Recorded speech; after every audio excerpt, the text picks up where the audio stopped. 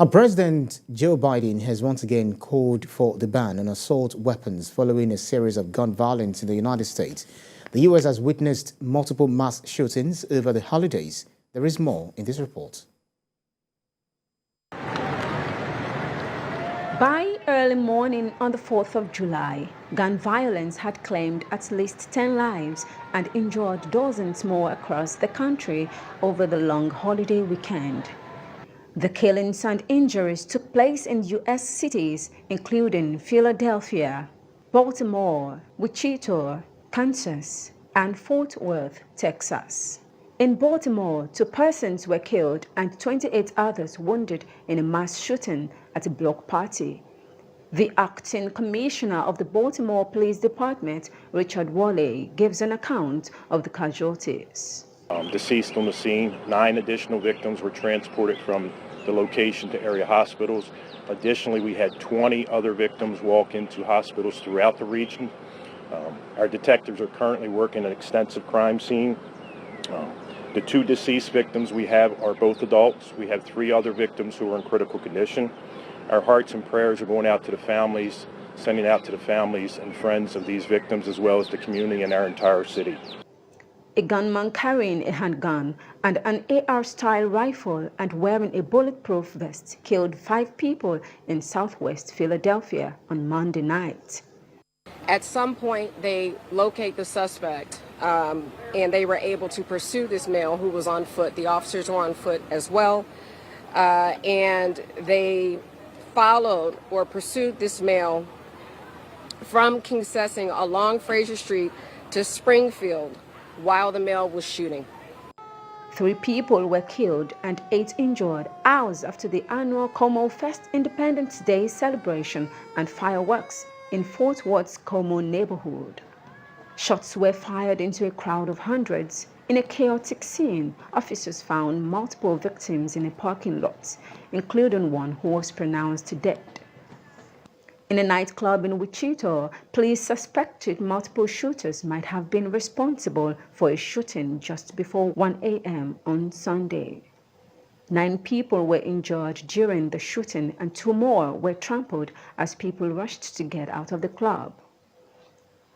President Joe Biden responded to the violence with a statement on Tuesday.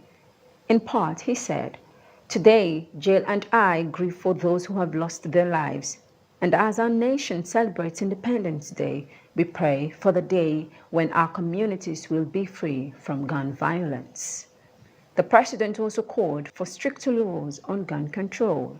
Banning assault weapons and high-capacity magazines, extensive background checks, they're part of the answer. They'll make a big difference. And one more thing.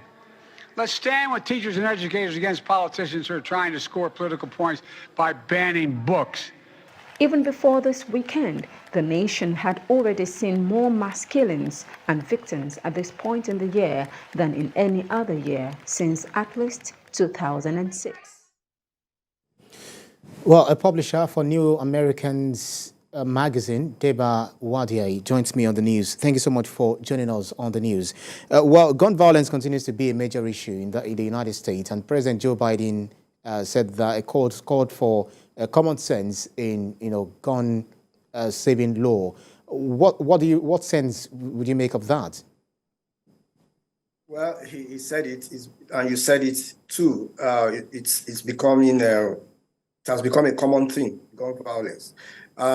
Yeah, common sense in the sense that we are able to reach an agreement on what kind of gun can be carried, especially to public places. As long as people are allowed to carry high capacity magazine guns, there is always that temptation to want to put it, want to display it or carry out a violent act, especially when easily provoked.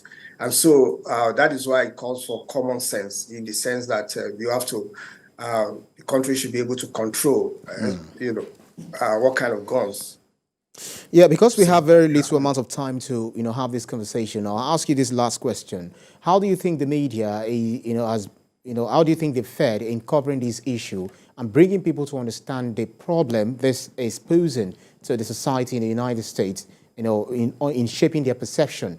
And what exactly would be what exactly do you think will be done to put an end to this scourge?